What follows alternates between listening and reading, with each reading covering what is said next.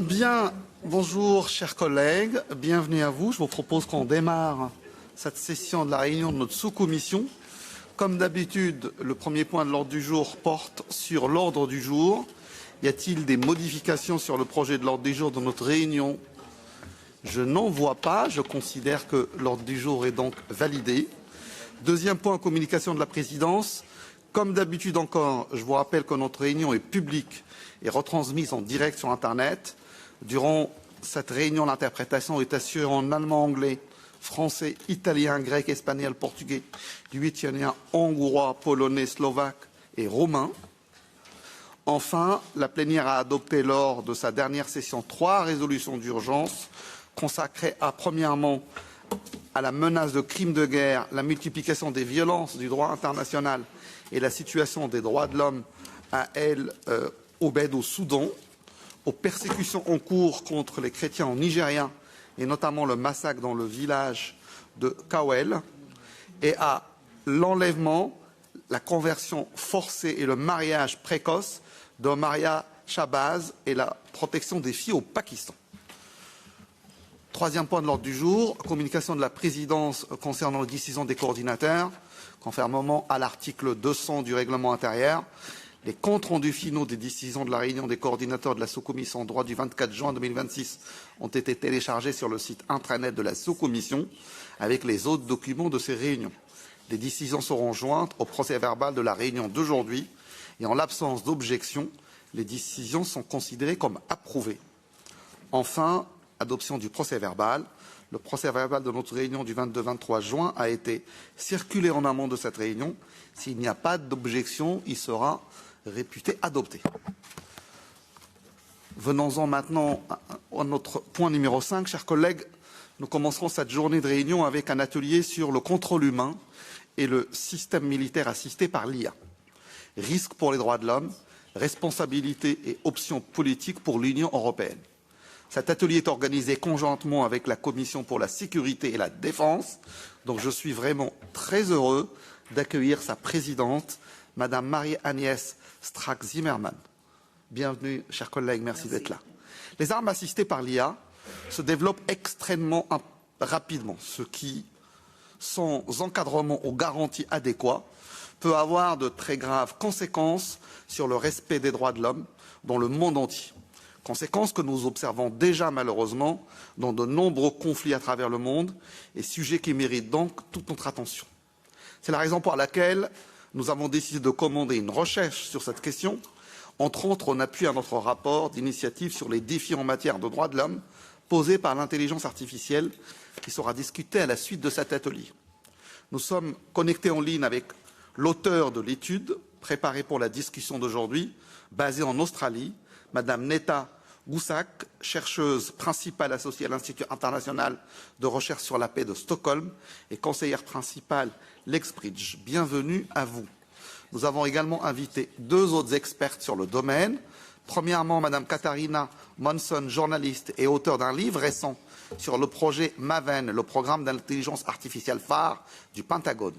Elle nous rejoint également en ligne depuis les États-Unis. Et nous apprécions beaucoup, chère Madame, qu'en dépit de l'heure très tardive, vous ayez accepté de vous joindre à cette réunion. Et enfin, je souhaite la bienvenue avec nous sur le podium à Madame Jessica DORSEY, coordinatrice du programme de recherche à l'Université d'Utrecht sur l'intelligence artificielle dans le domaine militaire et membre experte de la Commission mondiale sur l'utilisation responsable de l'IA dans ce domaine. Mais avant d'entendre les contributions des expertes, je donne la parole à Marie-Agnes pour une intervention préliminaire. Madame la Présidente, vous avez la parole. Thank you very much, Mounir. We really appreciate the opportunity to organize this workshop together. I really believe that on this topic, SEDE and DROI must sit at the same table. Today, AI is already integrated in intelligence, surveillance, command and control and security operations. This is not a future scenario, it's a current reality on the battlefield. AI has changed the speed of war, it has changed who decides, it has changed the very meaning of accountability in the use of force. Europe cannot stand by while Washington, Beijing and Moscow write, or rather fail to write, the rules of AI-driven warfare. This is a question of values and at the same time a question of humanity's survival. I will not go any longer because our time today is limited and what we all want is to hear the voices of the experts joining us. So thank you very much for being here. Let me now give the floor to our speakers. First, to the author of the study, Netta, GOUSSAC, for a presentation of about 8 minutes, and after then to Ms. Manson. So the floor is yours. She's online, sorry. There she is. Good morning, and the floor is yours. Good morning, Chair SATOURI, Chair STRACK-ZIMMERMANN. Thank you for your remarks, honourable members and participants. Thank you for the invitation to join you. I regret that I can't be with you in Brussels, and I'm grateful for the opportunity to join remotely. My task is to set out the main findings of the subcommittee that the main findings of the study that the subcommittee commissioned. Ms. Manson and Dr. DORSEY will then bring perspectives from their respective reporting and scholarship. Two developments, in my view, explain why the subcommittee commissioned this study, echoing the remarks by the two chairs. The first is the technology. Artificial intelligence is not a discrete category of weapon awaiting development. It's an enabling technology already integrated across military activity, from logistics to intelligence to targeting, and its use is shaping the conduct of current conflicts. The second is a gap in the debate. For more than a decade, international discussion of these systems has been anchored in international humanitarian law. The human rights dimension remains under-examined, and the study addresses that gap and what it means for EU policy. The human rights lens matters for two reasons. First, AI-enabled military systems may be deployed outside of armed conflict. They may be used in operations to which international humanitarian law does not apply, like counterterrorism, border and migration control, maritime law enforcement, and surveillance. There, the governing framework is international human rights law. Second, the human rights standard for using force can be stricter than the standard in armed conflict. An operation that might be defensible under the laws of armed conflict could violate human rights law.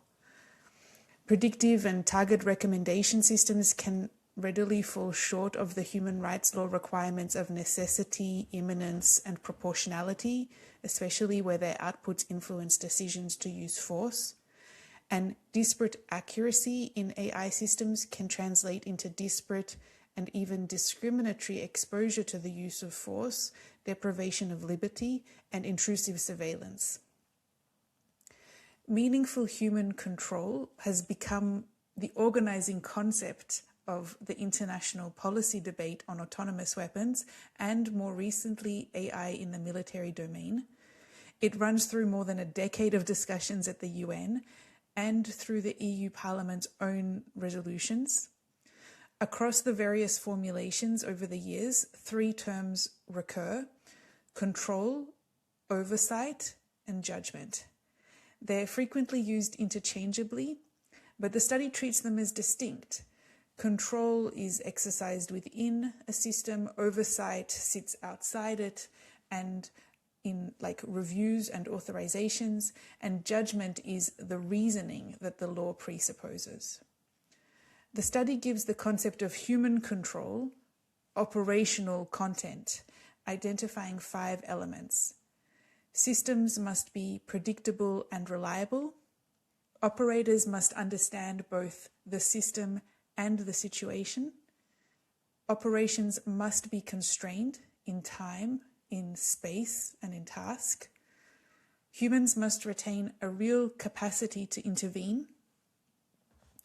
And outcomes must be traceable so that someone can be held to account. 3 features of AI-enabled military systems constrain each of these 5 elements. The first is speed.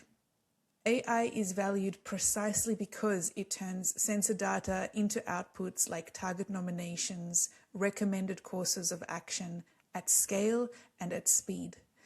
But the obligations I've described presuppose time for judgment.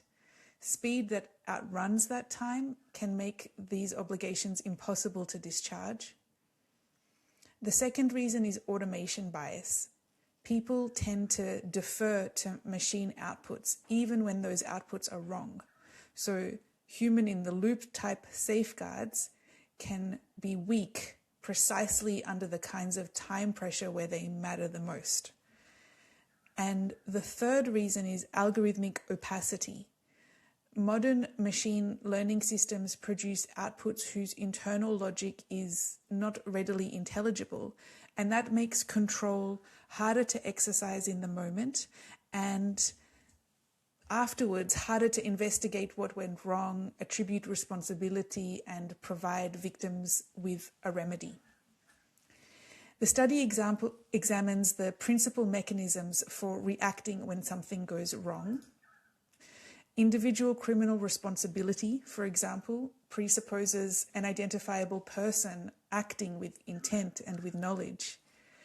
But where an officer authorizes a strike against targets nominated by a decision support system, it's an open question whether that mental element can be established, and causation might be diffused across training data that was assembled years earlier, design choices, procurement decisions, and operational choices.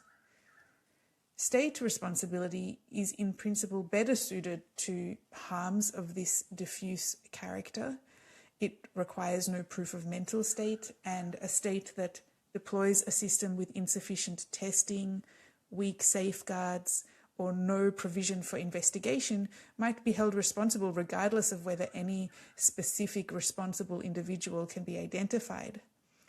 But here the constraint lies in enforcement, which is slow, weak, and largely inaccessible to victims. The study's conclusion is that the responsibility gap, which is often mentioned, is not that no one is responsible, but that responsibility is either misallocated or unallocated. The study finds that the EU is well placed to act, and the EU Parliament in particular. The study makes 12 recommendations, and I'm going to highlight just 4. First, a fresh Parliament resolution updating the 2018 and 2021 positions, and in light of technical developments and policy developments in the policy discussions, spelling out the real operational content of meaningful human control along the line of the 5 elements I've described. Second is scrutiny. So, for example, the EU AI Act excludes military, defence and national security systems from its scope, and Parliament can monitor how that boundary operates in practice to ensure it operates as intended. And it can use its budgetary powers over the European Defence Fund and European Defence Industry Programme to ensure that funded systems meet the standards that the EU is seeking to meet. Third, a legislative initiative requesting the Commission to propose a framework for human rights due diligence by providers of military AI. And fourth, beyond Parliament, the Council could adopt an EU common position on autonomous weapons and military AI, or failing consensus, it could adopt Council conclusions and the Commission could issue guidance on Article 10, Paragraph 6 of the EDF regulation, the provision that makes EU funding ineligible for autonomous weapons that lack meaningful human control. To conclude, chairs and honourable members, existing law, of course, fully applies to AI-enabled military systems. The question is whether the institutions that must apply this law retain the practical capacity to do so in light of the special characteristics of AI, and the study's recommendations aim to ensure that they do. I'm very grateful for the opportunity to discuss this important matter with you today, and I look forward to the discussion. Thank you very much. And now I give the floor to Katrina MANSON for 7 minutes, also online. So welcome, and the floor is yours. Thank you very much to everyone listening. I am author of the new book, Project Maven, A Marine Colonel, His Team and the Dawn of AI Warfare, which investigates the US pursuit of AI warfare over the past decade and gives concrete examples of how AI has performed in real combat situations. I am glad to describe some of my findings today. I am speaking to you in an independent capacity and emphasize that as a reporter, I take no specific policy position myself. The US has been pursuing the development of AI warfare in earnest since 2017, when it started an effort named Project Maven. It was ostensibly an effort to use AI to analyze drone footage too copious for human eyes to process. But the Deputy Defense Secretary at the time has since, in retirement, explained to me that this was always part of a broader pursuit of autonomy. He described this autonomy as autonomy at rest and autonomy on the move, and I'll explain what he meant by both. Autonomy at rest came to mean a mission control platform to integrate intelligence, operations, and visual display, much like Google Earth for war. Today, the platform has emerged from this effort is called Maven Smart System. It sucks in more than 150 separate intelligence and other data feeds, and the US is using it in every combatant command or military theatre around the world, including for US operations against Iran. It compare a target to a weapon system, and US military commanders have told me that ultimately they expect this process to become automated. Autonomy on the move has come to mean drones that could navigate autonomously in groups or swarms and ultimately select a target and fire at it without human intervention. The backers of these efforts argue they would save the lives of US military personnel and could also safeguard allies and civilians too, and dissuade adversaries from fighting the US in the first place. Others have argued, as you've just heard, that AI could speed and scale war and sacrifice accuracy by giving too little time for human review of targets, make war a more appealing policy tool, and introduce inaccuracies related to AI that can span bias, hallucination, algorithmic drift, and over-reliance on machine outputs without checking underlying data. I reveal examples in my book where computer vision algorithms go wrong. Some algorithms confused objects, misidentifying people and buildings. In the opening days of Russia's 2022 invasion of Ukraine, I report in the book that algorithmic accuracy used by the US to identify potential targets dropped precipitously, from 70% accuracy to 30% and sometimes as low as 10%. That's because the algorithms weren't familiar with this territory. Maven's algorithms failed to identify Russian tanks in the snow, in part because they were used to identifying military objects against a backdrop desert or jungle. Gathering new data helped retrain models, and model performance did start to improve, but there were other problems. AI couldn't recognize battle damage, such as a Russian tank with the turret blown off. In one early case that predates the Russian invasion of Ukraine, Microsoft, which provides algorithms for Maven, decided to produce algorithms for Maven that could only recognize person or building. I learned military operators were unhappy with this, worried that the AI could not distinguish between men, women, and children and only identify person. In August 2021, the US struck a compound in Kabul as part of its withdrawal from Afghanistan. The US initially said it was a righteous strike, but later reframed this as a tragic mistake. 7 children and 3 adult civilians were killed. That strike, I learned, did not use Maven, but afterwards the Maven team ran its AI over the drone video footage, and the AI also could not identify any of the children on the footage. Turning up the sensitivity levels for the algorithms did not help. The light in the early evening was too low and the shadows too long. A former US defense official who visited the front line of Ukraine came back shaken. Atrocities are possible in the era of AI, the former official told me. I have reported that AI targeting has already sped up the kill chain.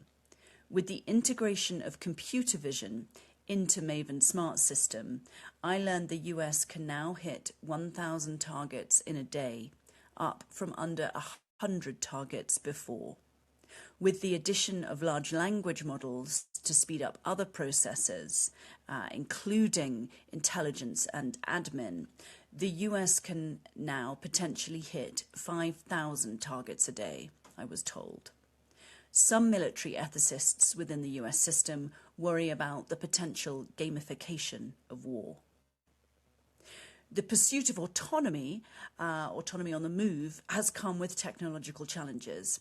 I reported in my book that the US has developed autonomous jet skis as part of a program named Whiplash, and that the CIA smuggled these into Ukraine. When a jet ski packed with explosives landed up on the Turkish coast in 2024 on the southern side of the Black Sea, I discovered it sparked consternation inside the Pentagon that the program would be revealed. In other tests, an autonomous drone boat went rogue and upturned a captain into the water. I also found examples where a drop of ocean spray on the lens of a drone boat camera could interrupt the computer vision tracking. These, of course, are examples as part of research, development, trying to improve the technology. More recently, US Central Command has said it used 3 autonomous drone boats to explode targets in Iran. And today the US is seeking to expand both AI targeting and autonomous weapons systems, including for voice-controlled drone swarming technology.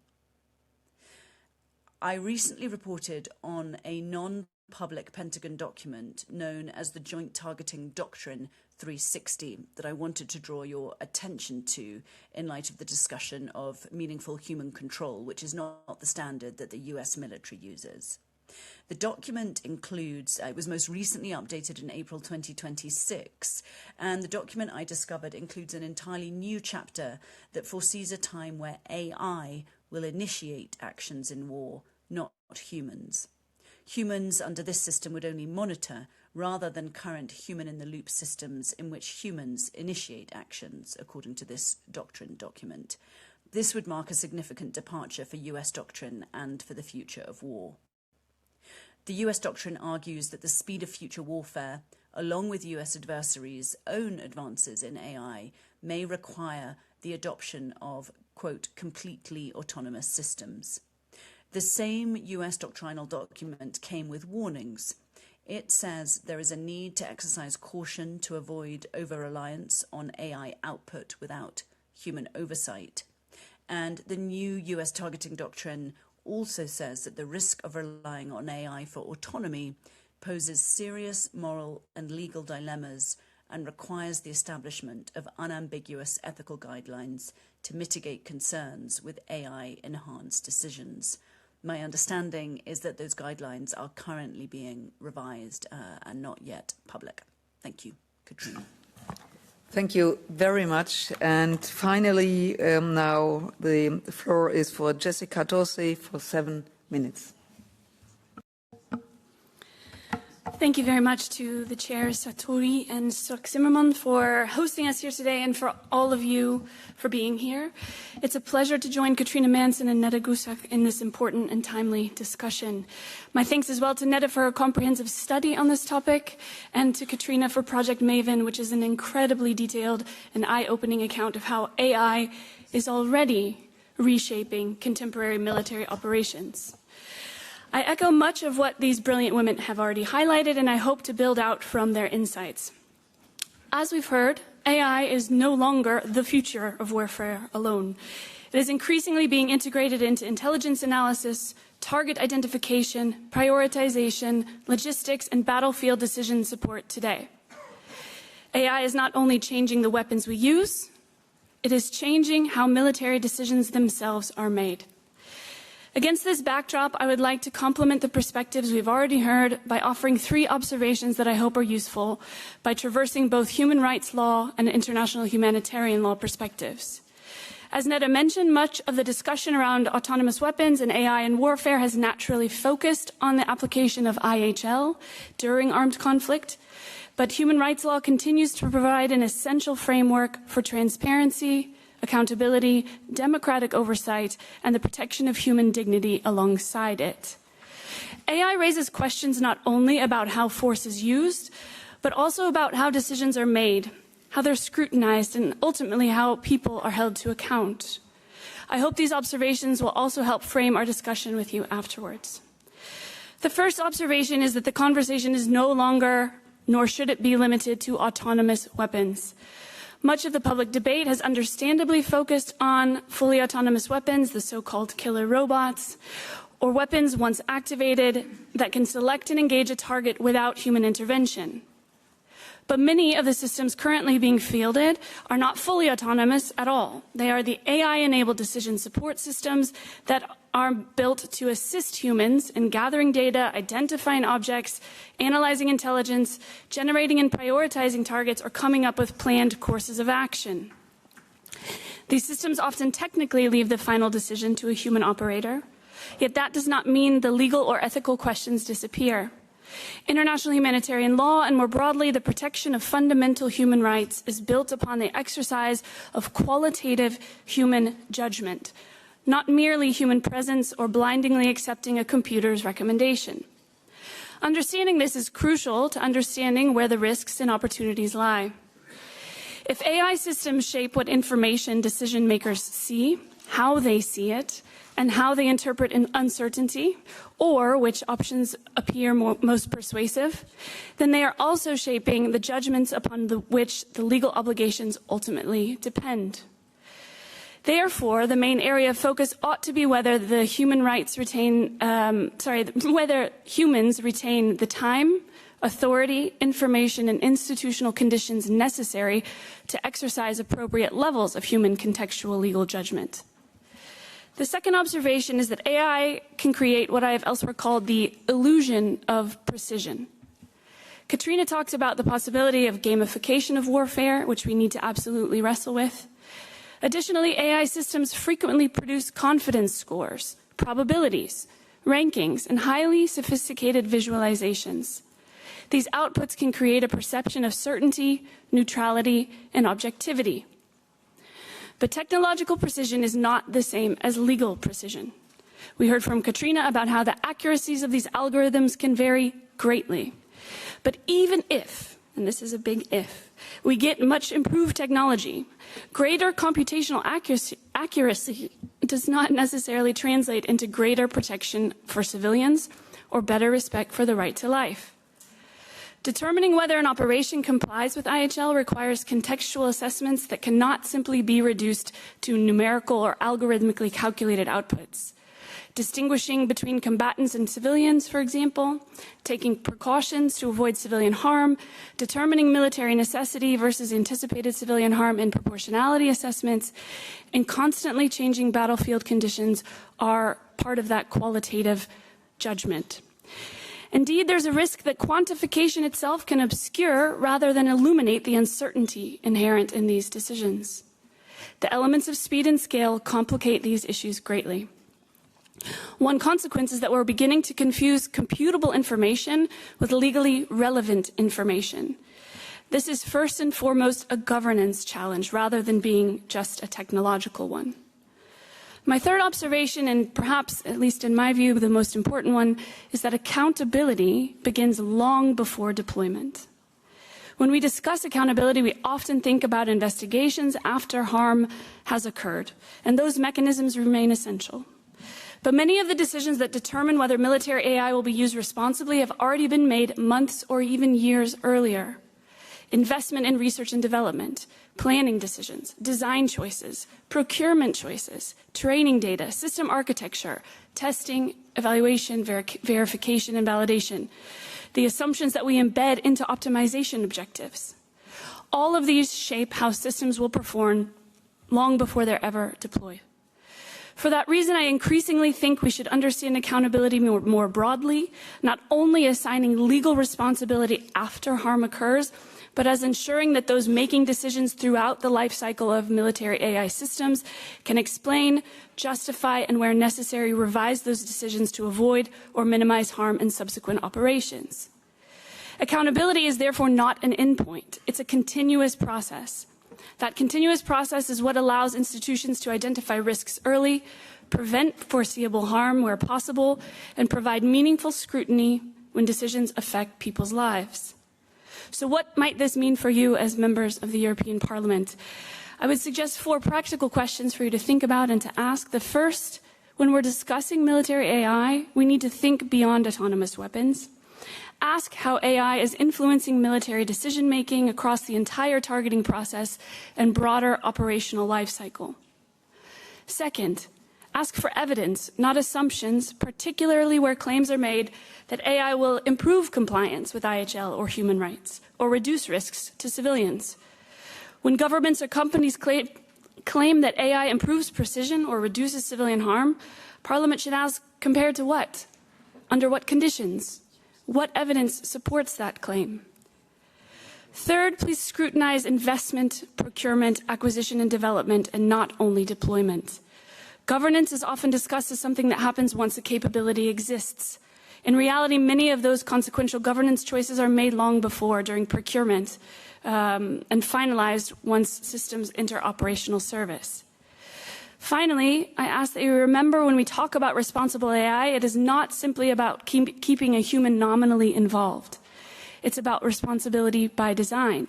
It is about preserving the quality of human judgment, protecting human dignity, ensuring meaningful oversight, and maintaining democratic accountability from the very beginning of the planning phases throughout the entire life cycle of these systems, rather than just thinking of it when things go wrong. Europe has long sought to demonstrate that security and the protection of fundamental rights are not competing objectives, but mutually reinforcing ones. We're now at an important geopolitical inflection point. We're seeing military AI become more deeply embedded in defense, but as we observe this, we also should realize Europe has an opportunity now to show leadership, not simply by developing these technologies, but by shaping how they are governed. This means anchoring our values, human rights, and fundamental freedoms, our legal commitments, and democratic accountability from the earliest stages of the military AI life cycle, rather than trying to retrofit them after systems have been designed or deployed. The most consequential choices in AI-enabled warfare will not be made only on the battlefield.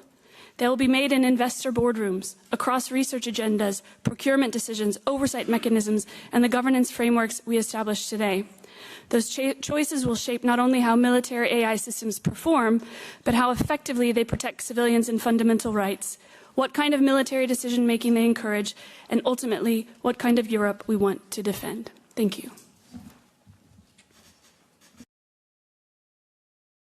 Bien, merci mesdames les expertes pour tous ces apports. On va passer au débat avec les membres. On va commencer par les coordinateurs droit et SEDE quand ils sont là. Et je crois que c'est M. Gomard qui commence au nom du PPE. Merci beaucoup. 1 minute 30.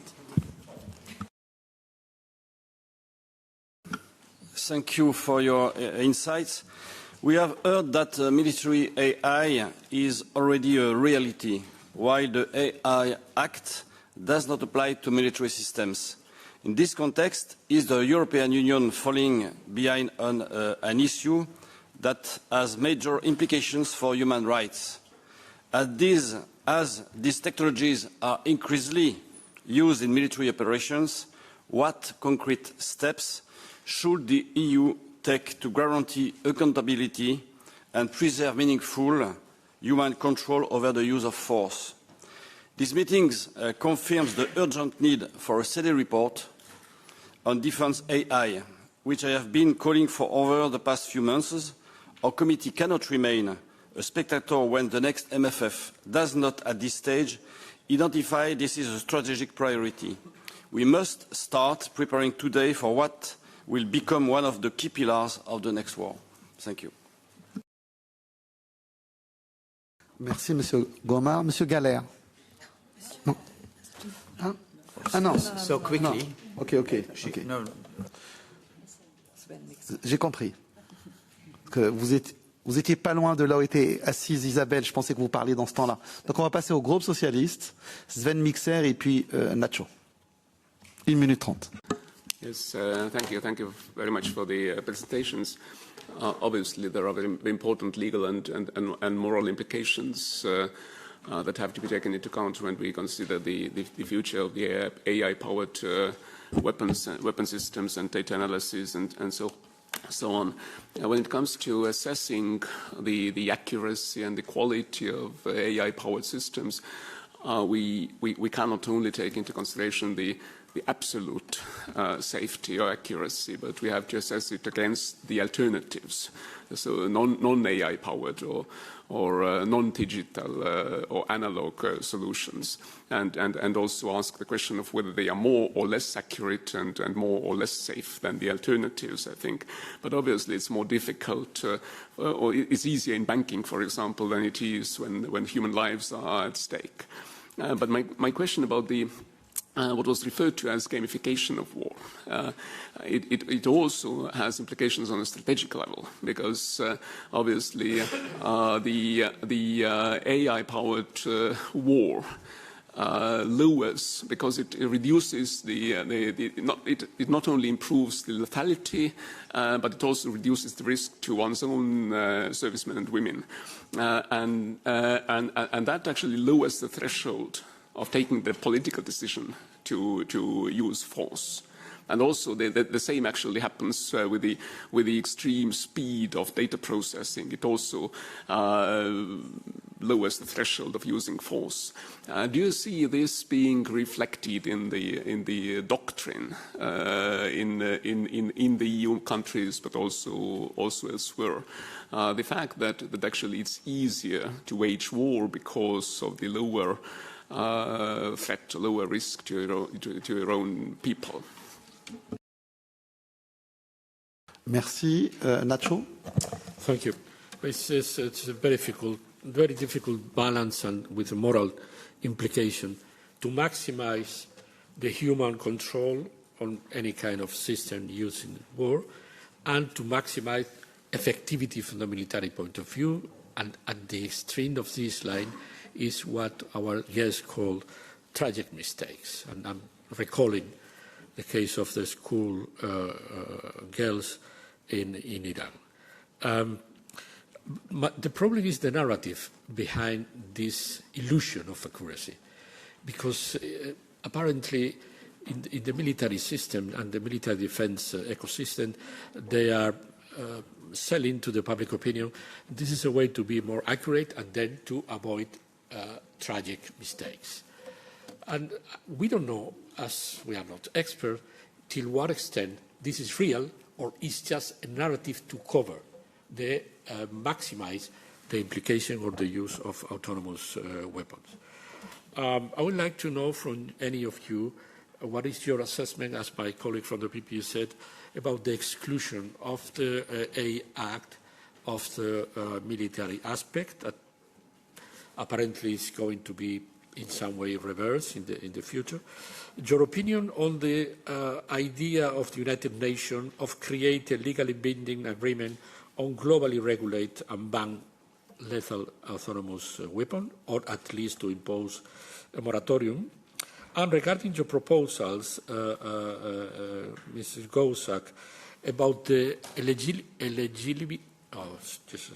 eligibility rationale on the European Defence Fund regulation. What are we going to pay with European money regarding autonomous weapons? These are the things I would like to know from you, some more explanation or information. Thank you.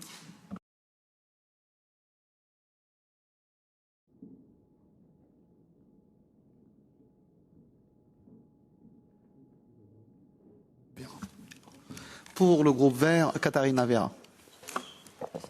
Thank you very much, and thanks to all the speakers. It's very clear that by all of your interventions that AI is already shaping our reality in military operations and that we have a responsibility to act here.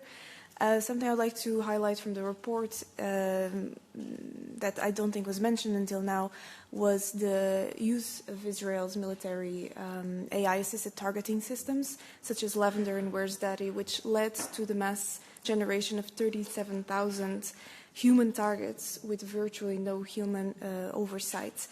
And especially at the beginning of the genocide, these decisions, these AI-led decisions, seemed to point out that targeting these 37,000 people in their own homes while they were asleep and their families were with them in the bedroom or in the house could be okay as long as the casualties other than the targets were 15 to 20 civilians.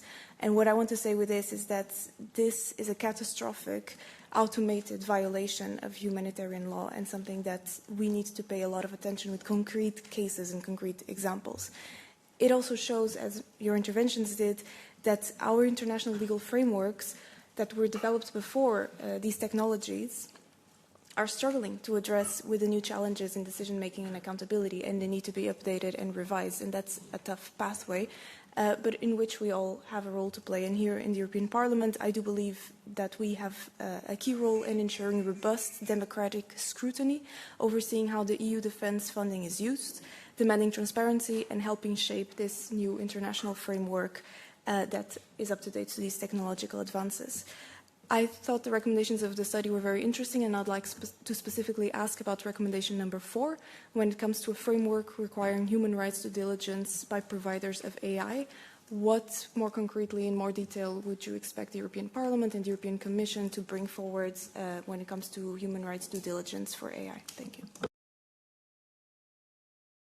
Merci. Martin Stakis. Thank you, Chair.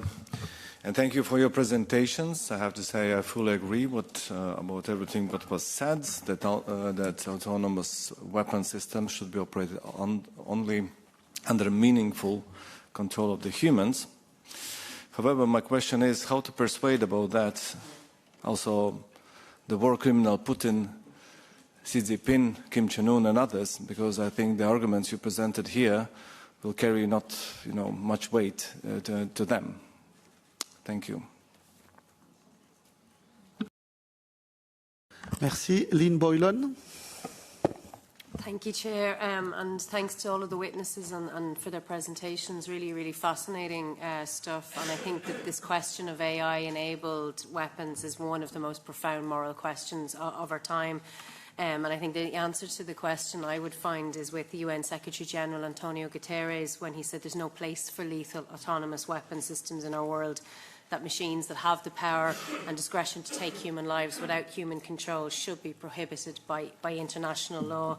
I also note that Amnesty International, Access Now and many other organisations and international experts initiated a joint statement last month calling for tech companies and states to halt the provision of AI systems for use in the military kill chain and to take all steps to ensure that other AI systems they provide do not cause or contribute to violations of international humanitarian law and international human rights law. And I think that this is important for the framing of the debate when you have the UN Secretary-General and the world's leading human rights organisations clearly calling for strong international action and political leadership on this issue. I think we should really be listening to them.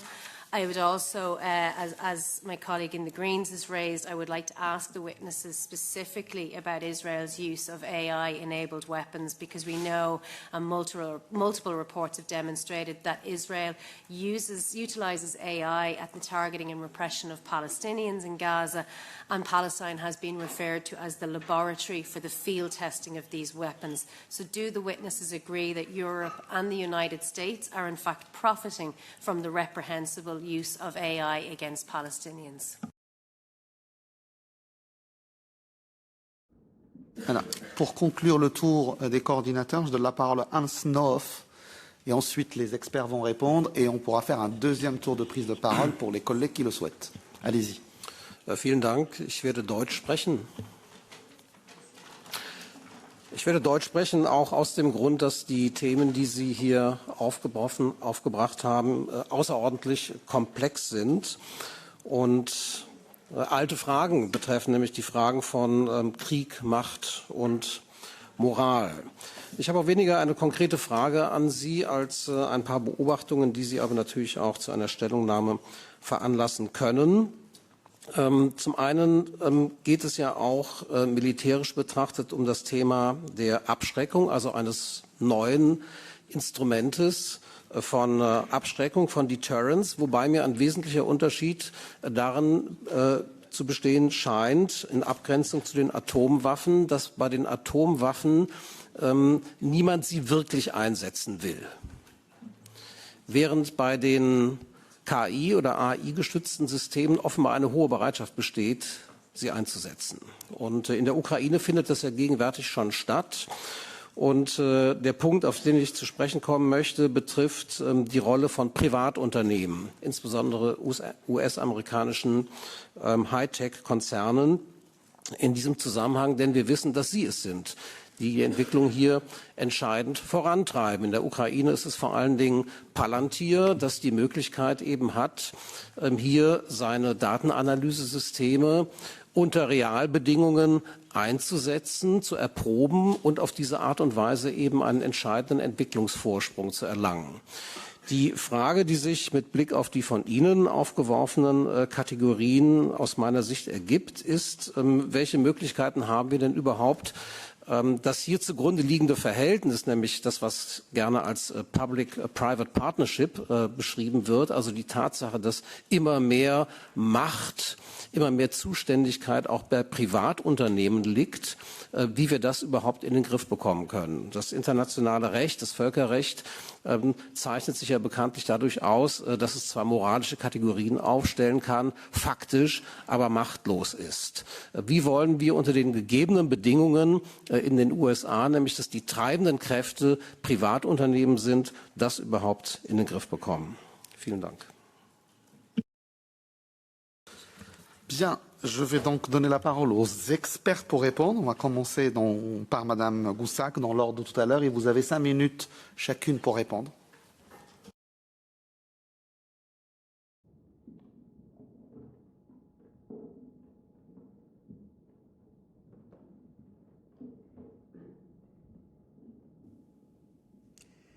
Thank you very much for those questions and for those very astute and helpful observations. In the 5 minutes available, I will try to address the key questions I was able to note as much as possible. First, in relation to the exclusion in the AI Act of systems that of AI capabilities that are specifically for defense or security applications. I don't want to speculate on where the legislation might go and whether that exclusion will remain, but certainly it would be helpful, as I noted in the study, to clarify the boundaries between military systems that are for military defense and national security and systems that are not. I think this would be helpful both from an industrial perspective, but also to ensure that the Act's substantive transparency and risk management standards are both being applied to the systems to which they are intended to apply and are being used as a benchmark even for excluded systems. I think there is this opportunity to really scrutinize how the Act is being applied in practice and developing ideas for how the intent and the spirit of the legislation can be ensured in practice. When it comes to regulation of autonomous weapons systems at the international level, I wanted to mention that in general, the recommendations in the study could be put into 3 categories. The first is about standard setting, the second is about scrutiny, and the third is about accountability. This is my personal view, just my personal reflection is that I would rarely wish to put all of my trust in one of those 3 categories of action. And so accountability alone is, for me, not enough of an action item for any actor, including for the EU, because it really only is something that comes up when something goes wrong.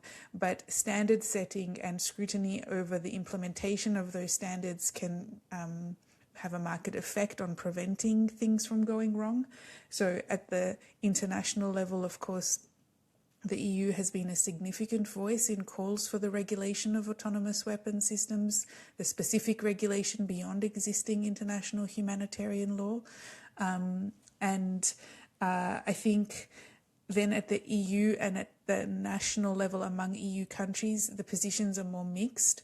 And so for me as a researcher, I'm certainly interested in that tension that exists within the EU, and would be interested to know from the members how they see it too. But certainly I think at the very least clarifying standards at the international level, and by this I mean not just under international humanitarian law, but also under other areas of applicable international law, would certainly be a good start, and definitely a good basis on which to decide whether and how normative development should take place.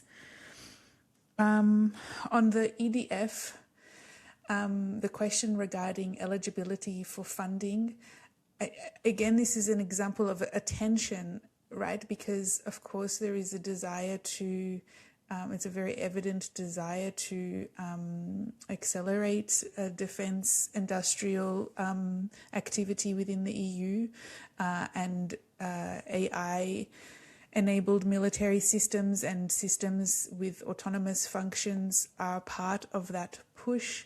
The EU has a clear policy position around meaningful human control, but what's less clear, at least from as an outsider, is how that is being implemented, how you can ensure that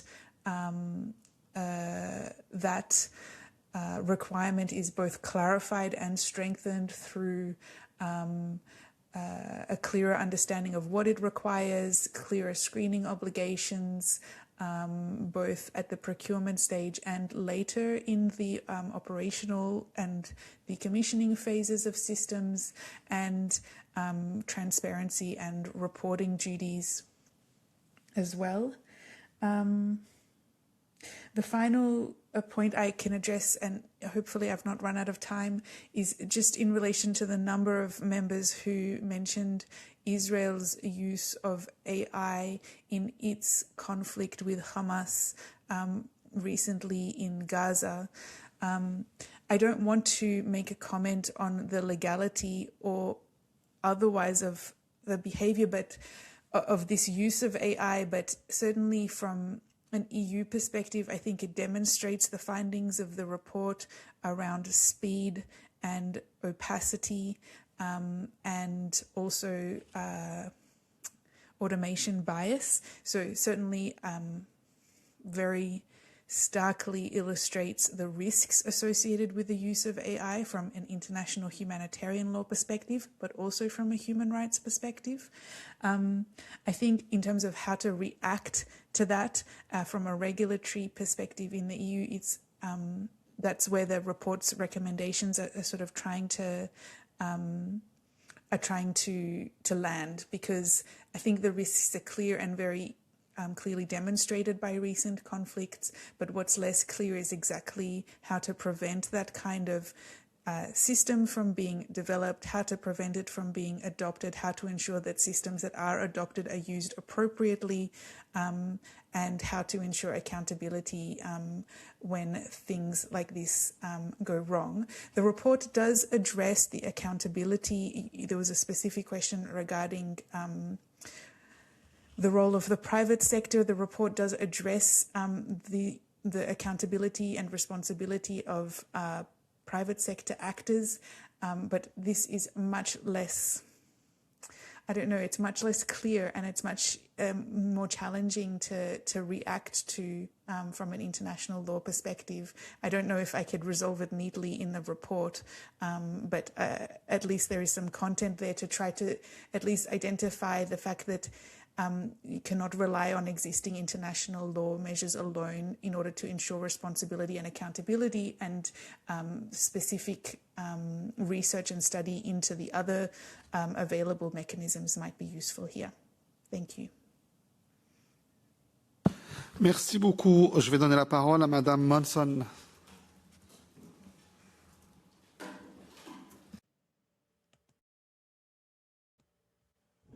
Thank you very much. I thought I could pick up on a few elements that some of your contributors mentioned.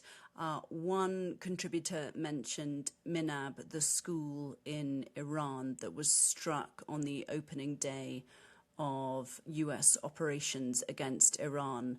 I wanted to share my most recent reporting on that, which of course is incomplete. The US is undertaking an investigation into what happened in Minab.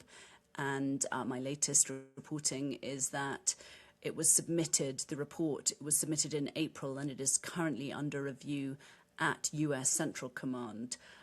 The element that I recently reported is that an intelligence analyst in 2019 noticed changes at that site and flagged those changes into a military database, but that military database was not connected to the authoritative foundational military database that the US uses for much of its targeting work. I mention that because at the moment I am not aware of what role, if any, AI played in that strike. I am aware that the Pentagon is now seeking to use more AI to try to knit up very disparate intelligence-based databases to try to make sure that they are as up-to-date as they can be, and that these disparate systems and pieces of information that can prove very critical are noticed. And so from the Pentagon perspective, there is an argument that AI may be able to play a role in revealing information that might not otherwise be caught in disconnected digital systems. For the people who mentioned Israel, my primary reporting is on the US, so I don't have anything specific to add to that. But I would say that from the US perspective, I thought it was very interesting that former chairman of the Joint Chiefs of Staff, retired General Mark Milley, referenced that reporting in 972 magazine, that it was reported that military operators were reviewing targets sometimes for as little as 20 seconds, according to that reporting from 972 about Israel. And that General Milley, retired General Milley himself, referred to AI as a Pandora's box and a double-edged sword. And so the top US military experts and officials are considering AI both as something they wish to pursue, but also something they see comes attached with great risk as well. Those are the two contributions I thought I could usefully offer.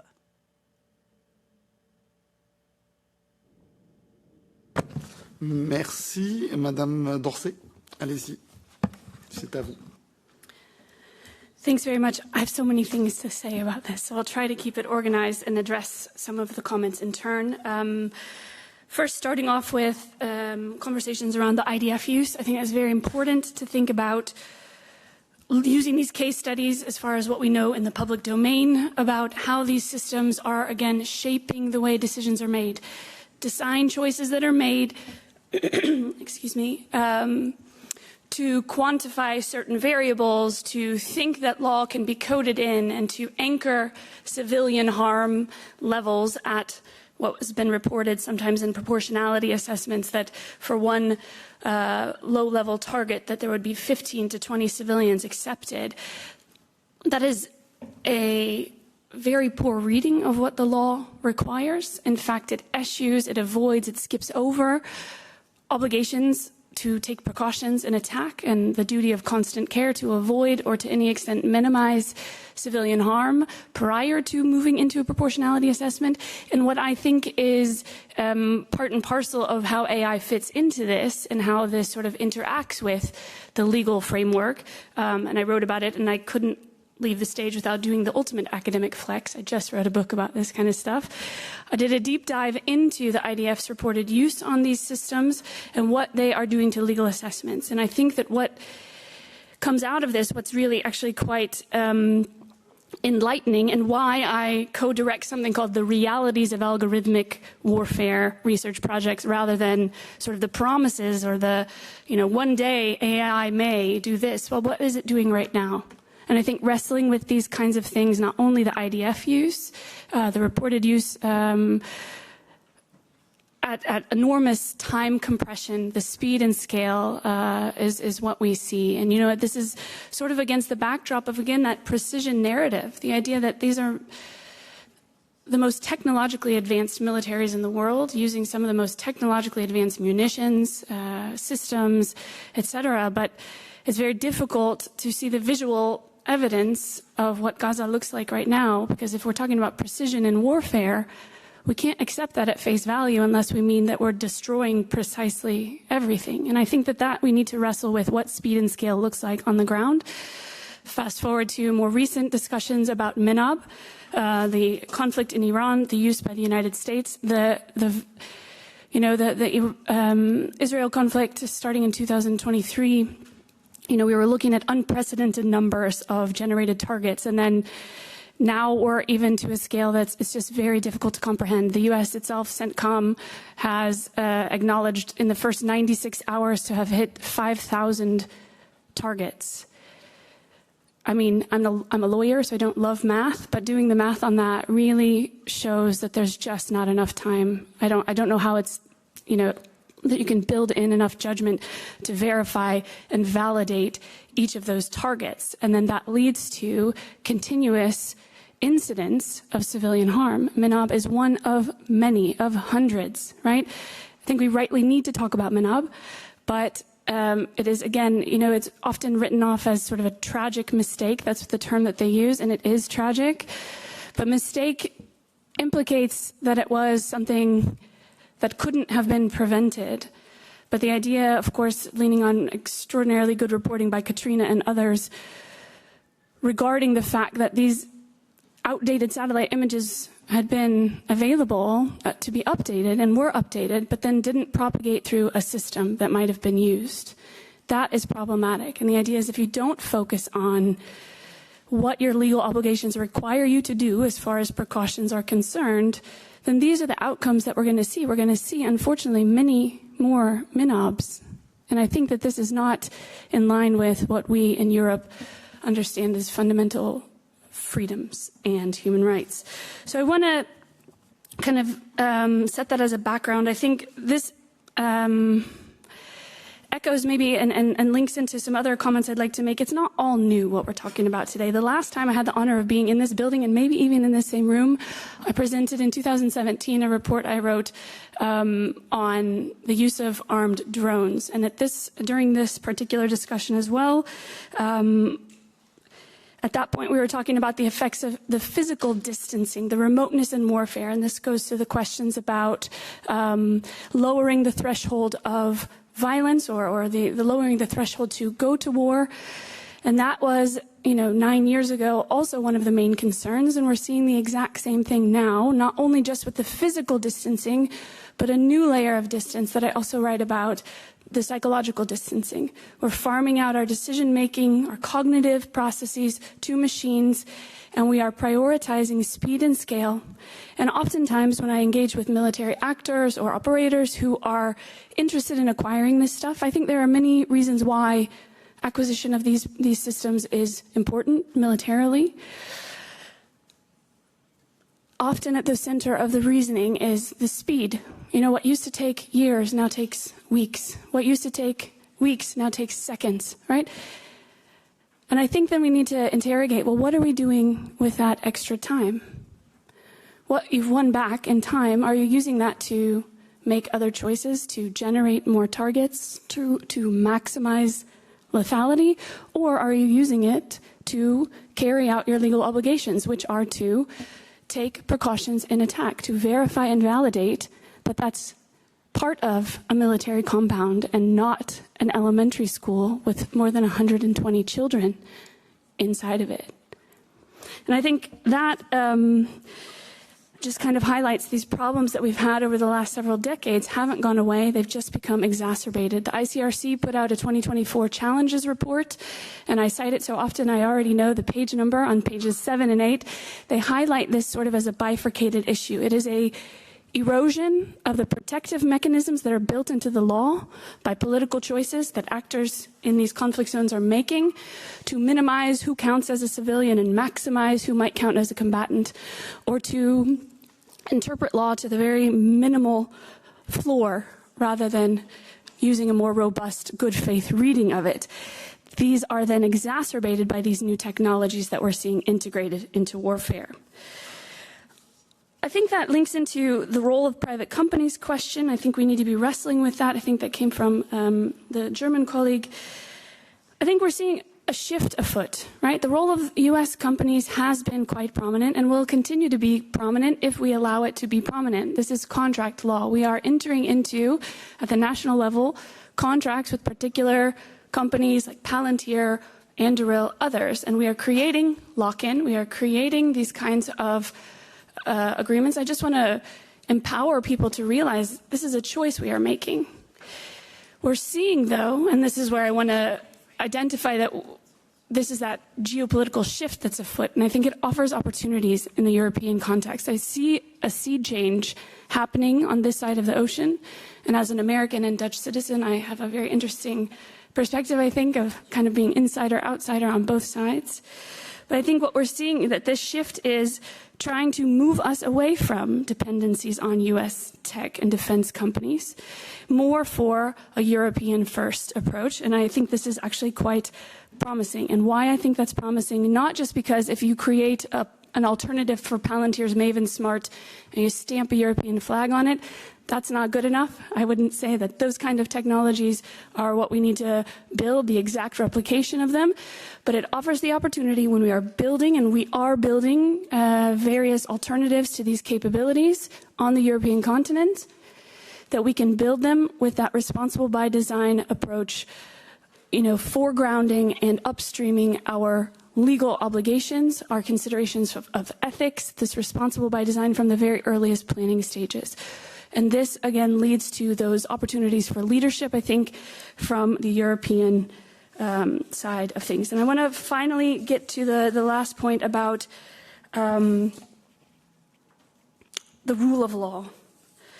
I think someone also mentioned that international law is powerless, and I think it's sort of my job up here, pretty on brand for an international law professor, to say, no, that's wrong.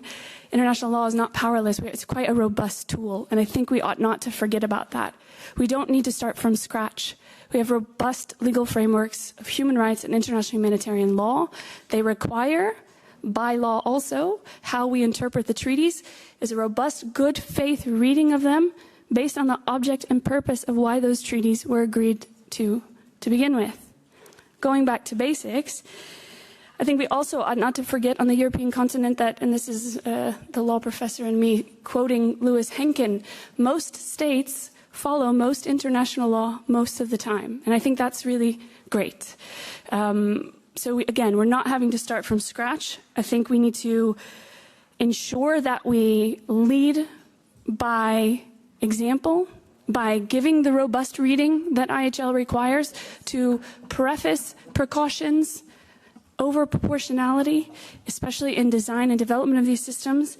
And I think we shouldn't forget that international law was actually one of the quietest but most powerful ways to get the Trump administration to walk itself back from the cliff on Greenland, right? Europe stood up with an economic bazooka. Don't love the militarization of the term, but it was a way, without firing a shot, to stand up and assert ourselves under the scope of international law. So I think we need not forget that in our own positioning in Europe about that. Thank you very much, Jessica. We could see how important it is that we talk about this huge problem. So we have 2 questions more, and we have 15 minutes left. So first, Michael Gala, and then Pekka Tuveri, and then you have the chance to answer. Please. Thank you. Thank you very much. Being aware of our moral and legal dilemmas that were expressed here, and also being aware of the discussions that we had years ago prior to the full-scale war and prior to the current technical development. I think the positioning of the Parliament was very clear. There cannot be, for instance, money provided on defense research for developing autonomous weapons. I think that was a clear position at the time. And of course everybody said, well, there cannot be, so to say, in a war there cannot be killings by an automatized weapon without human interference. Now, I think in the current situation, I think we have to differentiate between, for instance, a situation like in Gaza, where you have a densely populated civilian area, where those who fight each other on the Hamas side, they don't even wear uniforms, so they can hardly be identified, and one can arguably not leave it any shots done to an autonomous weapon and create a collateral damage that is far bigger than any, so to say, target that you actually hit. I mean, that is what we have seen even without autonomous weapons. I think the practice there was one. On the other side, when it is on Ukraine, I think I have no moral dilemma when it is about setting up an Iron Dome, so an air defense system that should that decide autonomously to shoot down Iskander or Kinshal weapons, and that is done in this way. There are no humans involved. There is nobody inside. It's all weaponry only. So I think there is no dilemma to allow an autonomous decision to identify these flying missiles. I don't see a problem in this regard. And currently, when so I wonder whether we should not really differentiate the theaters and allow autonomous things to happen if the front line is very clear: who is the aggressor, who is the victim, and who is defending and who is attacking. Thank you. Thank you very much, Pekka. For 2 minutes. Thank you. Well, we are living in a world where we have to be ready to defend democracy and our people with arms, and that means we have to be ready to kill people and to be killed. I'm father of a free Finnish army reservist, and I really want them to have the best possible tools if they have to go to the harm's way to protect us all. And AI is just a tool. I'm not a fan of AI in any way, but AI is a tool that military is using, and we've seen new tools coming to military. Collateral damage has happened. Every time we have new, more effective weapon systems, we have more collateral damage. What is crucial here is training of the military to do the right thing, and I've been in Afghanistan, I've seen that military is not actually as bloodthirsty as many people think. They do a lot of restraint to save people and avoid unnecessary losses to civilian population. But one thing, this paper has good suggestions, but I think one thing is missing: the dialogue with military and industry. You know, we are talking here in high halls and pointing fingers and telling what they should do and shouldn't do, but we have to find a compromise, because we need better tools to defend ourselves against nations like Russia, where human life doesn't mean anything. And in order to find that balance, the right technical means, the right doctrinal means, right training in the military, we need to have the dialogue earlier and earlier than later.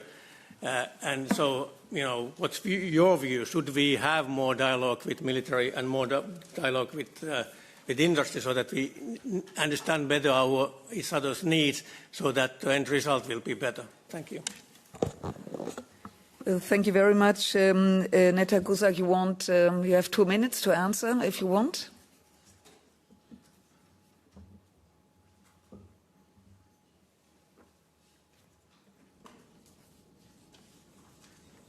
Thank you for the comments and questions. They were poetic. Oh, we have a. There were poetically both comparisons of different concepts. So I wanted to just reflect on those comparisons and then offer one response to the direct question on the report's recommendations. In relation to comparisons, I think it's important to compare things of a comparable nature. When it comes to the use of military AI in Gaza by Israel against Hamas, we're primarily talking about what is broadly considered a decision support system, that is an AI tool that militaries use in order to support human decisions about when, where and how to apply force to targets. In Ukraine, the air defense system that the member referred to is the example was of an autonomous air defense system. Of course, there are a range of AI tools being used in the context of the Russia-Ukraine conflict, but an autonomous air defense system, a close-in weapon support system, is an autonomous weapon system. It may be AI-enabled.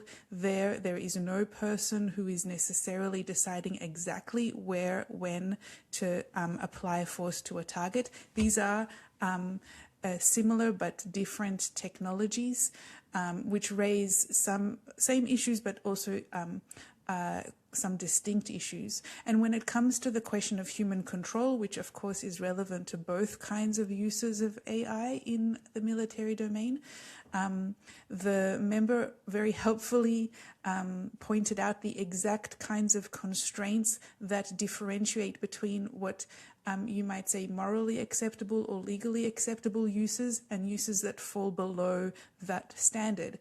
That is a use of a military, AI-enabled military system that is bounded in time, that is under supervision, that has a very strict task, that is being used in a very limited geographic space like the air domain. These kinds of constraints are in fact the operationalization of a concept of human control, which can and often do differentiate between uses that meet legal standards and moral standards and uses that don't. Similarly, I think when it comes to the comparison between using an AI system and not using an AI system, which the second member mentioned in his question, I don't think that there is a binary between these two options, but rather it's about how AI tools are being used by militaries, how they are adopted, how they are developed, and how they are used. And in relation to the specific question about a dialogue with the military and the need for training, I could not agree more. Some of this is slightly outside of the scope of the paper, which was very much focused on the competency of the European Parliament. But I wanted to point out one aspect which is relevant, which is the role of the EU Military Committee, specifically referred to in recommendations 5 and 10. I understand that the EU Military Committee is the highest military body within the Council, and it comprises chiefs of defence and is supported by EU military staff. And in the recommendations of the report, I have suggested that the EUMC be included in efforts to strengthen institutional oversight and also in efforts to develop guidance that operationalize high-level principles around human control, to ensure that those operationalization guidelines are reflective of the reality of military experiences and that military planners can apply them in doctrine, in training, and in concepts of operation. Thank you. Thank you very much. And Jessica, for a short answer, please. Sure. Just to add a bit to the last comment and question, I think it's right to talk about, I don't think that anyone thinks that any of these military actors are bloodthirsty, as you mentioned. They're not. They're trying to do the right thing. Sometimes, though, when things go wrong in warfare, they always have, they will continue to. There must be accountability in a broad sense, right? To not only account for what went wrong, perhaps in a legal avenue, not always though, but also to improve operational activity for subsequent attacks. So this is the point of understanding that when things go wrong, we must have accountability mechanisms in place. And I think that that's why it's absolutely crucial. That's also the work that we do in Responsible by Design thinking, is having a multi-stakeholder approach. Everyone needs to be at the table to talk about the way forward. I engage with military operational personnel at the Dutch MOD, in the US, in the UK, in Germany, etc., in order to understand their perspectives better, to ask sharper questions, to understand what they're running up against. I also am in conversation with industry leaders and representatives, right? So Palantir, Fokker, Microsoft, Helsing, etc., in order to also understand where they're coming at this from, right? Oftentimes, these disparate communities don't know what they don't know. And so the idea is if we're communicating and having a multi-stakeholder dialogue, that feeds into seeing the issues from the 360 view that I think that this kind of discussion needs. So only underscoring your point about training, understanding that this is the way forward, but diplomacy and deliberation take time, and that is often at tension right now with the speed at which this technology is accelerating. To slow things down isn't to disadvantage ourselves, I think. We need to realize, also from a military operational perspective, tactical patience, slowing it down in order to gather more information, to make sure your targeting procedures are indeed targeting legitimate military objectives. That is a win for slowing down. So deliberation, diplomacy takes time. So building in friction points is, I think, something we need to understand how to attain this very delicate balance. Thank you. Bien, merci. On a parmi nous le conseiller pour les aspects internationaux et de l'intelligence artificielle à la Direction générale des réseaux de communication à la Commission. Monsieur Ekila, vous avez la parole. Merci beaucoup. Thank you very much. I heard many comments and references to the AI Act, so maybe I will just clarify the military exclusion, the rationale for it. So this is based on the fact that the AI Act is effectively internal market legislation, which is based on Article 114 of the Treaty of the Functioning of the European Union. And it was felt that the military exclusion was justified both by Article 4 of the Treaty of the European Union and by the specificities of the member states and the common union defence policy, which are covered in a particular chapter of the Treaty of the European Union. And these are subject to public international law, which is therefore, it was considered to be the more appropriate legal framework for the regulation of AI systems in the context of the use of lethal force and other AI systems in the context of military and defence activities. So this is the rationale for the military exclusion in the AI Act. I would also like to take the opportunity to thank the writers, the authors of the report, for the recommendations to the Commission. And there was particularly one on a code of conduct. We'll take note of that.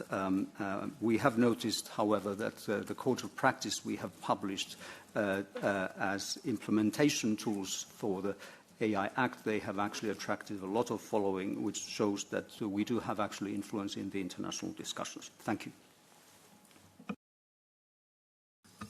Merci.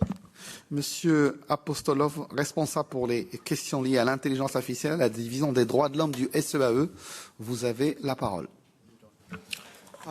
Thank you, Chair, honorable members, distinguished speakers.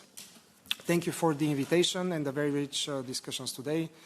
The ES welcomes the report and today's discussion, and particularly their attention to the human rights dimension of AI-enabled military systems. EU's own approach already reflects this dimension. The EU and its member states promote a human-centric, human rights-based, multi-stakeholder and trustworthy AI in line with international law, which includes international humanitarian law and international human rights law. and with the EU values in all relevant international initiatives on global AI governance and its implications for security and defense. EU member states and the ES coordinate EU's input to multilateral processes on AI in security and defense, notably the group of governmental experts on lethal autonomous weapon systems within the Convention on Certain Conventional Weapons, on the basis of forbidding lethal autonomous weapon systems that cannot respect international humanitarian law and allowing the use of others. The 11 guiding principles, which were agreed by state parties in 2019, remain relevant and, as you know, have also guided NATO's AI strategy. The rolling text, which is currently under negotiation in the group of governmental experts, has the potential to become another important building block in the global governance of lethal autonomous weapon systems. Beyond the Convention on Certain Conventional Weapons, all member states are signatories of the Responsible AI in the Military Domain Blueprint for Action and are also participants in the process implementing the Political Declaration on Responsible Military Use of AI and Autonomy. These complementary processes are highly important for developing global thinking, governance, and practical solutions. And last but not least, the EU, as you know, also promotes the global implementation of the UN principles of business and human rights, which highlight the responsibility of all companies, including private technology companies, to respect human rights. We thank the author and the two speakers for the reflection today, and we look forward to a continued dialogue. Thank you.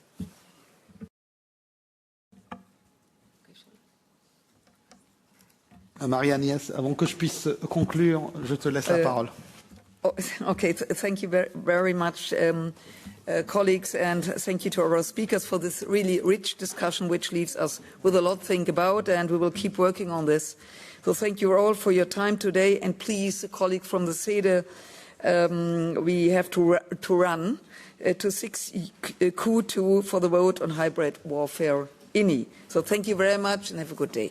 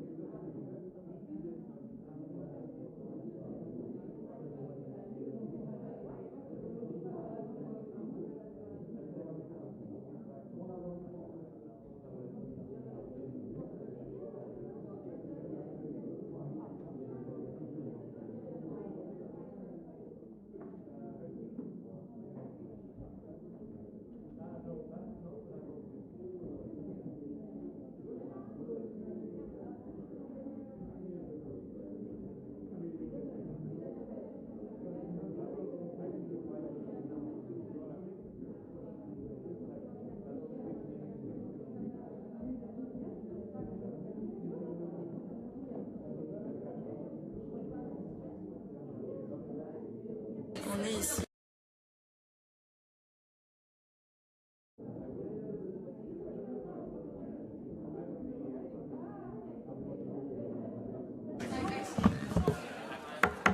Je vous propose de vous installer. On va commencer, que celles et ceux qui souhaitent quitter la salle le fassent.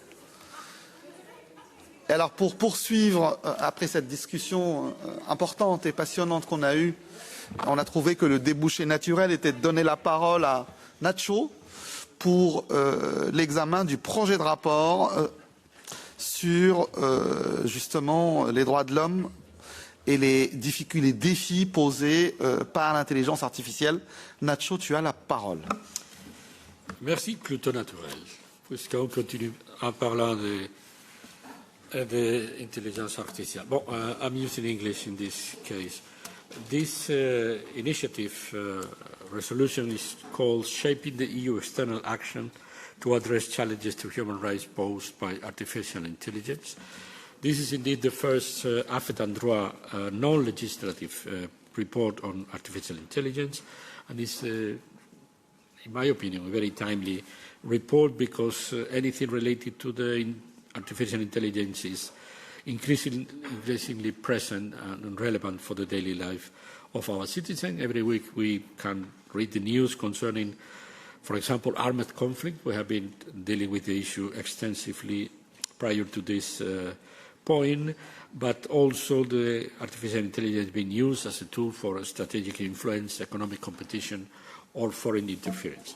It was due time for DROI, for our subcommittee, to address this topic, especially because the issue has been raised recently with very prominent cases of the grok nudity case. That means every person in the world could be affected by a misuse of artificial intelligence, and because we have been a little bit lazy on artificial intelligence and human rights compared to the United Nations and the Council of Europe. These institutions, they started working human rights and artificial intelligence more than a decade ago. We, at the European Union level, we have for sure, and we have been talking about the AI Act, now the AI Omnibus, but as we heard a minute ago from the Commission representative in the prior debate, the approach to the artificial intelligence has been mainly related to internal market. That we have to extend the scope and introduce our rational, our political thinking about artificial intelligence and the external dimension of the European Union. And in the current moment of the world with this geopolitical climate, it could be an opportunity to really develop with some friends and partners in the world some AI systems that are compliant with human rights as a complementary way to tackle the growing presence of the authoritarian narratives. The core of the paper is to reflect on challenges, but also on the opportunities of the artificial intelligence. I tried to avoid this ludite approach, thinking that any progress is inherently dangerous. In my view, artificial intelligence is not inherently evil, but has, on the contrary, could help to advance human rights if there is a careful design, test, and deployment of the system.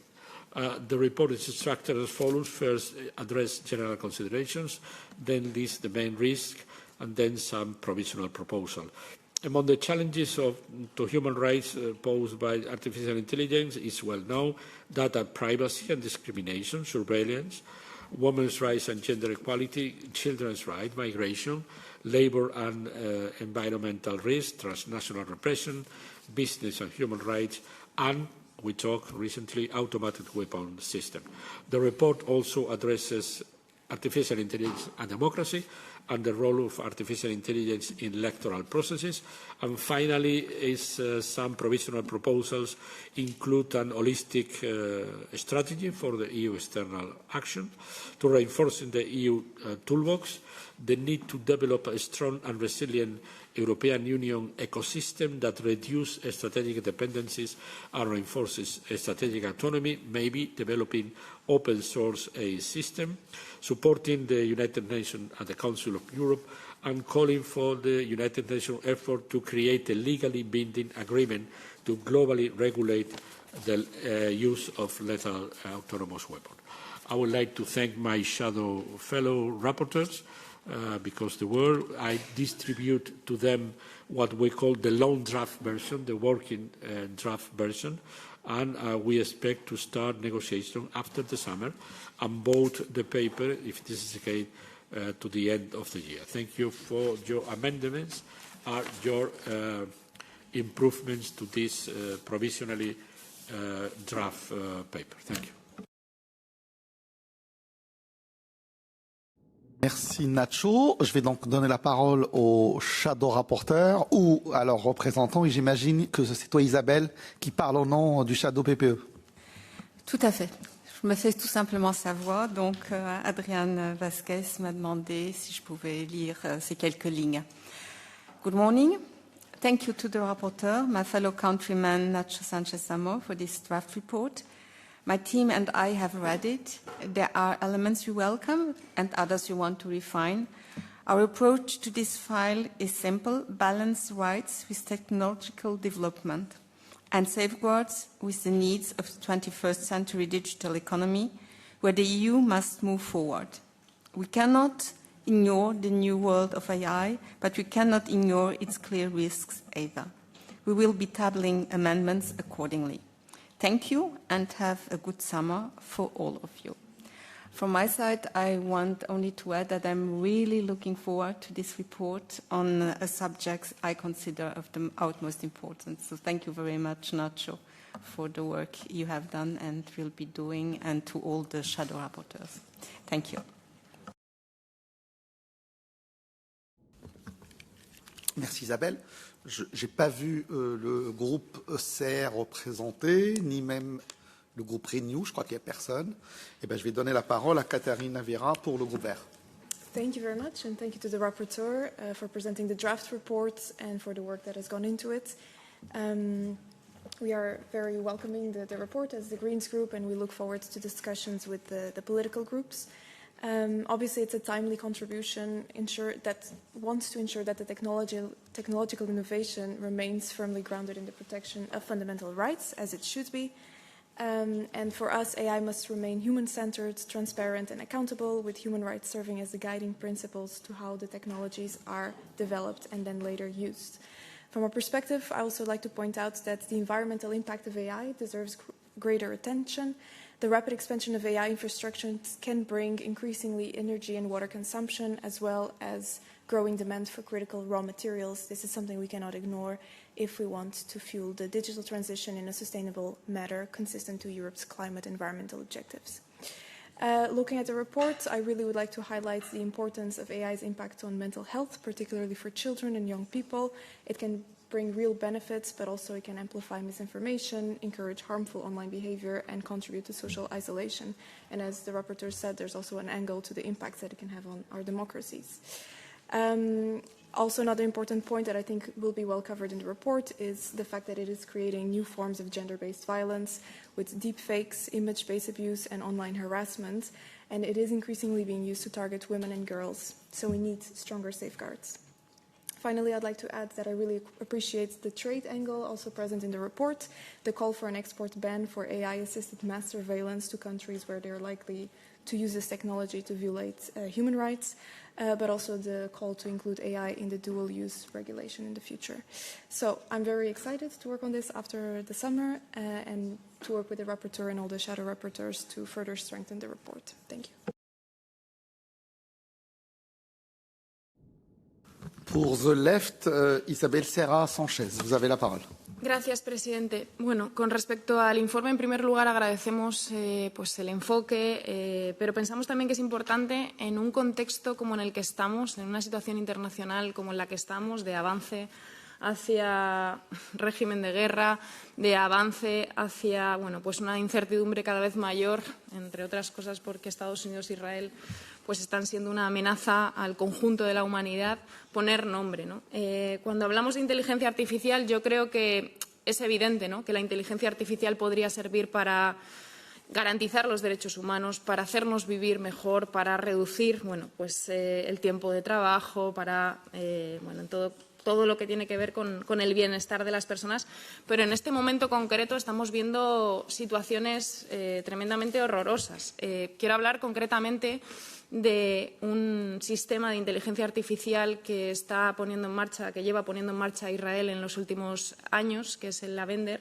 Es un sistema que, según un estudio que ha salido, en el que han entrevistado propiamente a los oficiales del ejército, permite seleccionar de forma instantánea hasta 37.000 objetivos. 37.000 objetivos.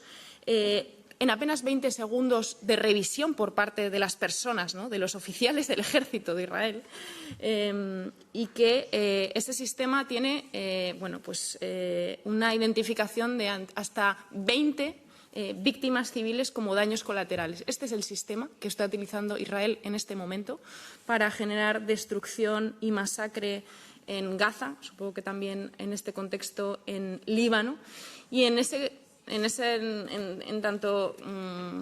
que esto es lo que está sucediendo y cómo se está utilizando la inteligencia artificial, pensamos que hay que poner nombre también a la gravedad y a quién está utilizando esto, ¿no? Por tanto, haremos nuestras enmiendas, pero pensamos que es fundamental en un contexto como este abordarlo poniendo nombre a quién y qué países y qué estados, en concreto Israel, está utilizando de esta forma. Y quiero aprovechar los últimos segundos simplemente para denunciar que Abu Safiyya, que es un médico palestino, está secuestrado, está encarcelado por salvar vidas por parte del Estado de Israel. Y quiero aprovechar mi intervención en esta comisión para decir que la Unión Europea no puede callar ante este secuestro por parte de Israel, ante este encarcelamiento injusto, y exigir su libertad y decir que no en nuestro nombre y no con nuestro silencio. Muchas gracias.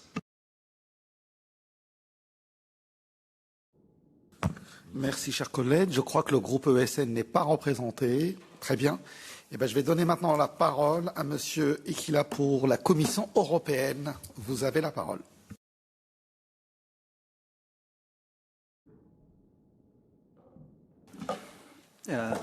Merci beaucoup. Thank you, Chair. So I would like to thank you for this draft, and it's a very broad draft covering many bases and many important aspects. It is comprehensive work. I would like to make some general comments first, which explain the role of the European Commission and the AI Office in particular and the activities we're doing, and then I will make some references to specific sections in the report. Obviously, I cannot go through all of it because of lack of time. First of all,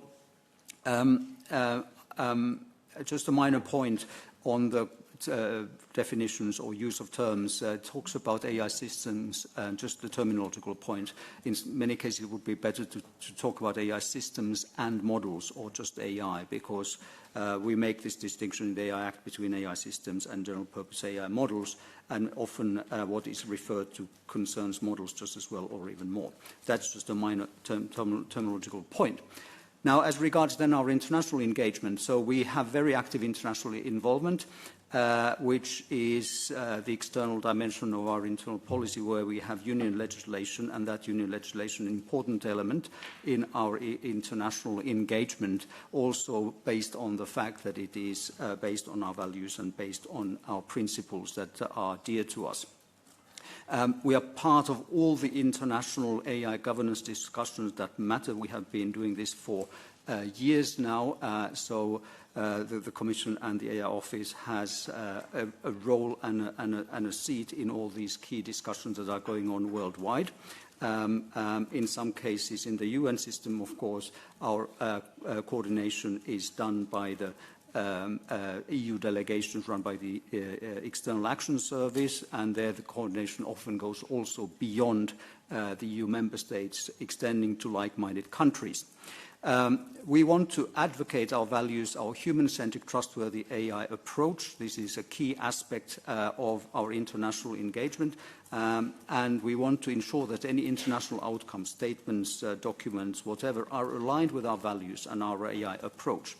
And we position ourselves as a proactive, cooperative and reliable partner that wants to lead by example and collaborate internationally, protecting our interests, security and values. And we advocate the responsible stewardship of AI based on values and rights.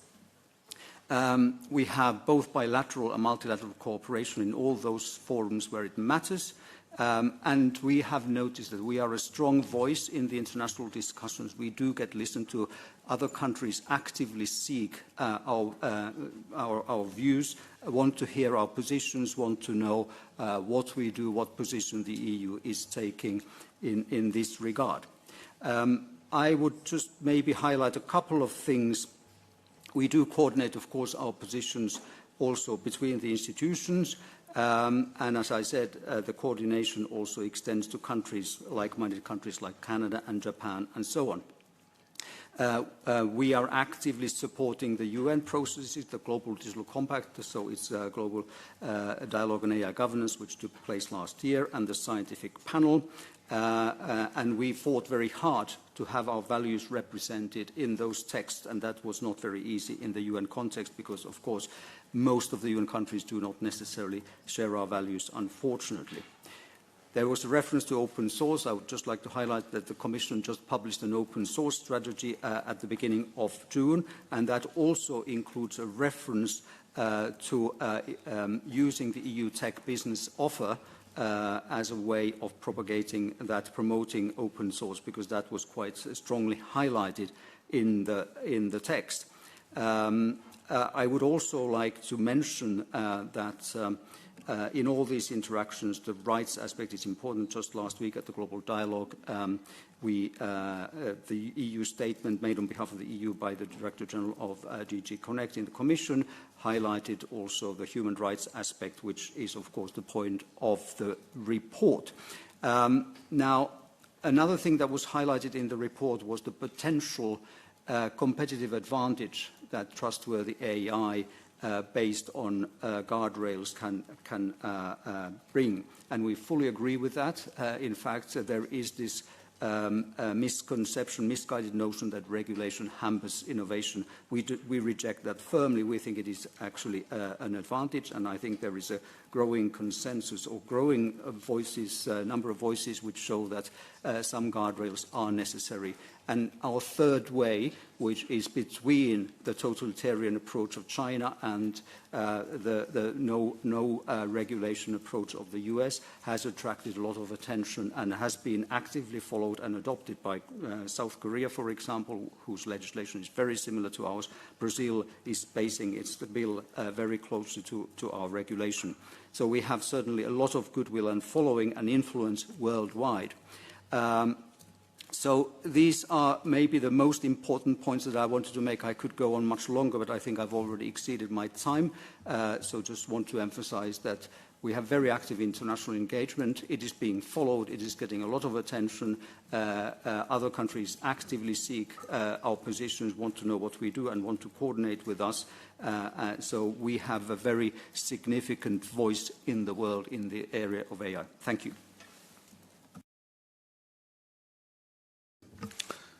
Bien, nous avons parmi nous la responsable pour les questions liées à l'intelligence artificielle et à la division des droits de l'homme au SAE. Madame Kimurko, je vous donne la parole. Merci. Mr. Chair, honourable members of the European Parliament and dear colleagues, thank you. It's a privilege to be here on behalf of the European External Action Service. First of all, allow me to thank the rapporteur, Mr. Nacho Sanchez-Amor, for this report. I welcome the European Parliament's continued attention to the opportunities and risks for human rights that arise from artificial intelligence. This is an issue that has become central to the European Union's internal policies, external action, and multilateral engagement.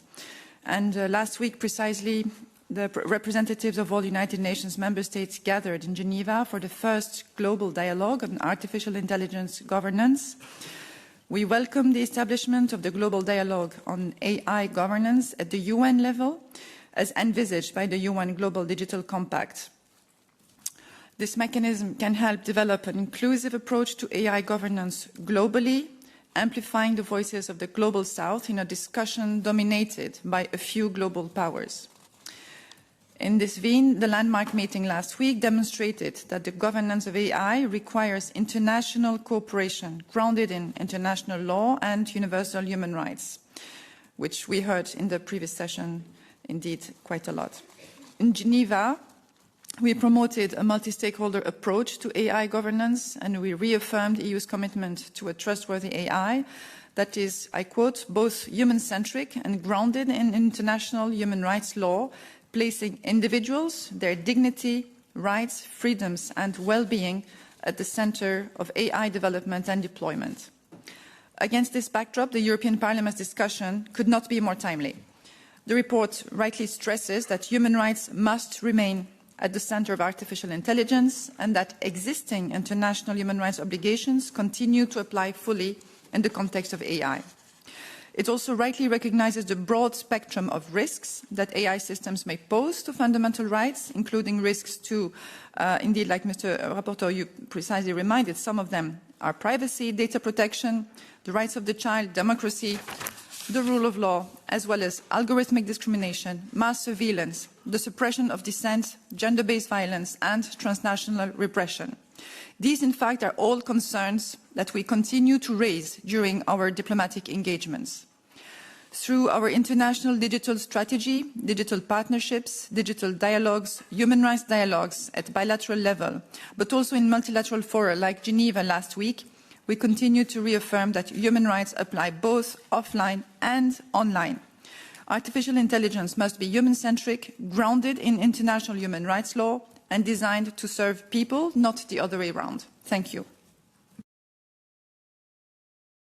Bien, merci. Nacho, pour quelques mots de réponse et de conclusion. Very briefly to thank my shadow rapporteurs, fellows, for the improvement they are announcing in the amendments. I'm fully open to examine every of them, including what Isabel said about mentioning particular cases, even in the normal practice in DROI is in the horizontal report is not particularly pointed or mentioned cases, but I'm open to examine the things in the process of negotiation. Thank you to the Commission and the External Service. Thank you for your very precise improvement, including the terminology precision, and the closeness of the approach between the Parliament and your institutions in the risks and the challenges, but also in the advantages of having AI on our side in a world in which our principles and values approach sometimes could be of help to try to create a global governance that has been started to be discussed under the umbrella of the United Nations. Thank you, everyone, for the contributions.